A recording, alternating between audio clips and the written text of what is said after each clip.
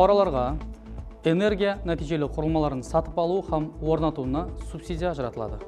Үкімет қарары менен халықтың тұрақ жайларын энергия аудитінен өткеру, энергия нәтижелі құрылмаларын сатып алу һәм орнатуда субсидия ажырату хақында ереже тасdiqlanды.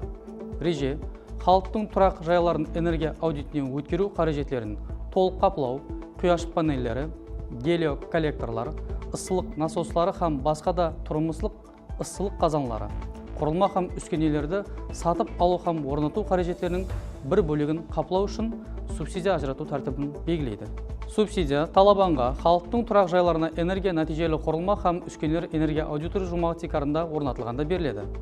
Талапкер тарапынан құрылма һәм үскенелер қаражеттері үшін төлемдер субсидия ажыратылатығын бөлігі шегіріп тасталған халда әмелге асырылады. Құрылма һәм үскенелер қаражеттерінің субсидияланатығын бөлігі энергия нәтижелігі милли агентлігі тарапынан жеткеріп берушіге төлеп беріледі. Субсидия төмендегі модарларда ажыратылады. Халықтың тұрақ жайларын энергия аудитінен өткеру қаражеттерінің 100% модарында, халықтың тұрақ жайларына құяш панеллері, гелиоколлекторлар һәм басқа да тұрмыстық ысту қазанлары, құрылма һәм үскенелерді сатып алу һәм орнату қаражеттерінің 20% модарында, халықтың тұрақ жайларына ысылық насосларын сатып алу һәм орнату қаражеттерінің 40% модарында.